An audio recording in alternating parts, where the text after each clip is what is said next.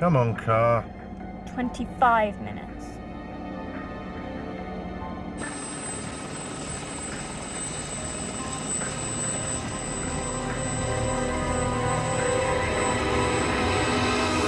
The barrier is holding, but the water is coming right over the top of it. The surge is like a huge wave moving right down the Thames.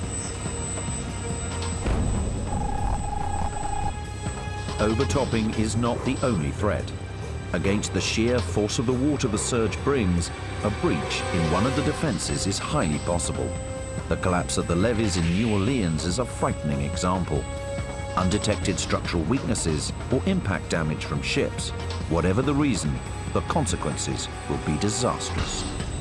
The fundamental problem with a breach is that you wouldn't know where it's going to occur. We don't know where all the weak links in the chain are, so you can't really plan for a breach.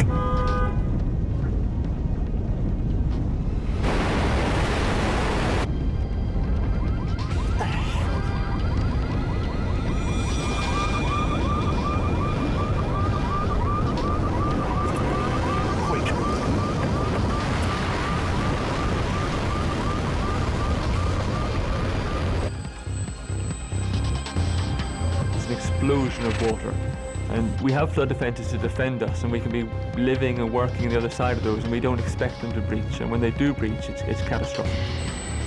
This storm is relentless. The water is flooding into the areas behind the defence walls. Now these are populated areas, and the Thames Mead itself lies below water level, and the water is flooding in around the schools, the industrial buildings, the houses that are down here.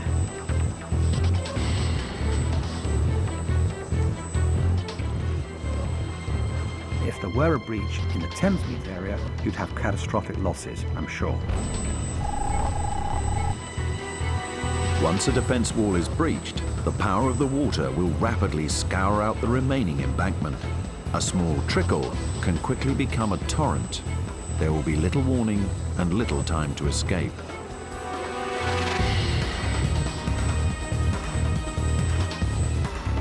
Police and emergency services clear the streets, urging people to get to safety in preparation for what is just around the corner.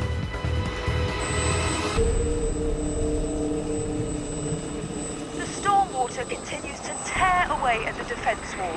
Now, after weeks of the worst rainfall on record, London's sewers and rivers, they're all overflowing. The water has nowhere to go but to push relentlessly across the land.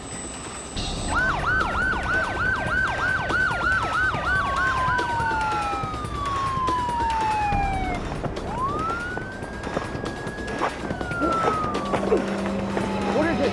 What's happening? It's flooded, Dad! The flooding of the London Underground would be catastrophic for those trapped within it.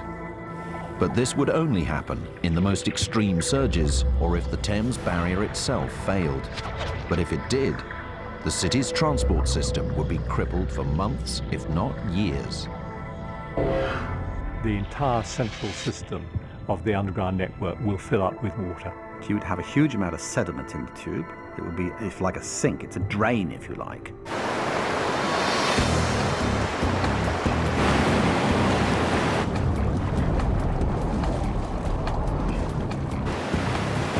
People underestimate the power of water. Relatively slow-moving water is actually very powerful, and you can look at the water and think there's no problem, I can wade across there or I can drive through that water, and then halfway across you realise it's far more powerful than you thought, and you're swept away. You'll get debris in the water, you'll get pallets, you'll get shopping trolleys, you'll get cars, you'll get a whole host of things coming rushing towards people who are actually in a flood situation. With London's drains already full from weeks of rain, the floodwater has nowhere to go. The streets are turned into rivers.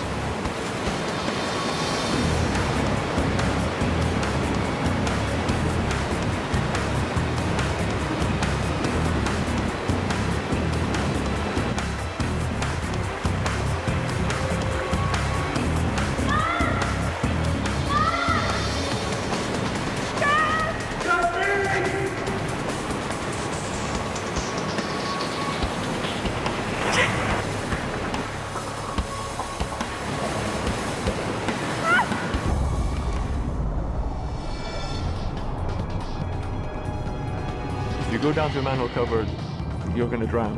It's very unlikely that you'll survive that event. You've gone down into an underground cavern effectively with water moving through it. There's probably no pockets of air. It's contaminated water, it's cold water. You'd be highly lucky to survive. Kirsty! Kirsty!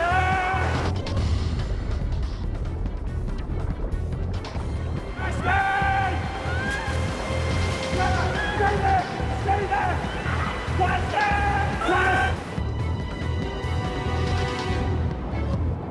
A drowning person desperate for air will panic and struggle furiously. This uses up oxygen, speeding up the countdown to unconsciousness.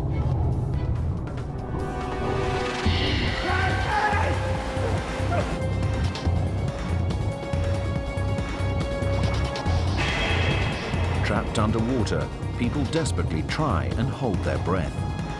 When the carbon dioxide level in their blood reaches a critical point, it triggers an overwhelming natural response, the breathing reflex. They can't help taking a breath, even though they know they are underwater. With no more air and their lungs full of water, they quickly lose consciousness. The next few seconds are critical.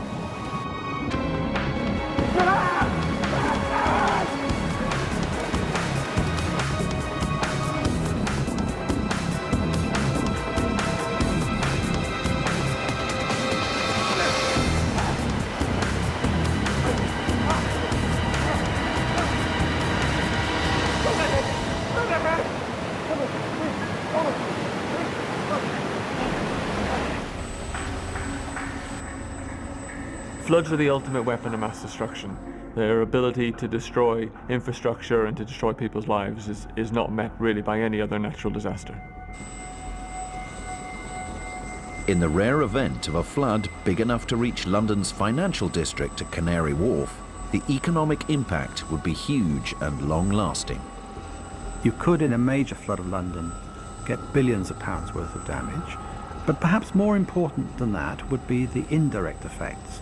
The loss of trade, the loss of confidence in London as a financial centre. That, I think, is actually probably more important than the direct damage, even though that would be considerable indeed. If a unique combination of storm surge and rainfall led floodwaters past Canary Wharf and on into the city centre, the impact could be even greater. We will be looking at a total bill of £50 billion just for damage to property and infrastructure. On top of that, there is the business interruption, disruption costs, which we haven't yet quantified properly. In the 20 years since London built the barrier, sea levels have continued to rise and the weather seems to be getting more extreme. So there will come a day in the near future when the barrier won't be enough. Each year, the threat of a major flood comes closer. New infrastructure, new drainage systems, new sewers, new river outlets, new barriers, always takes decades to actually envision and build. So we're always playing catch up, but we're trying hard. It's just whether we can catch up in time to prevent the flooding of London. With 7 million lives at stake, it's a race against Mother Nature.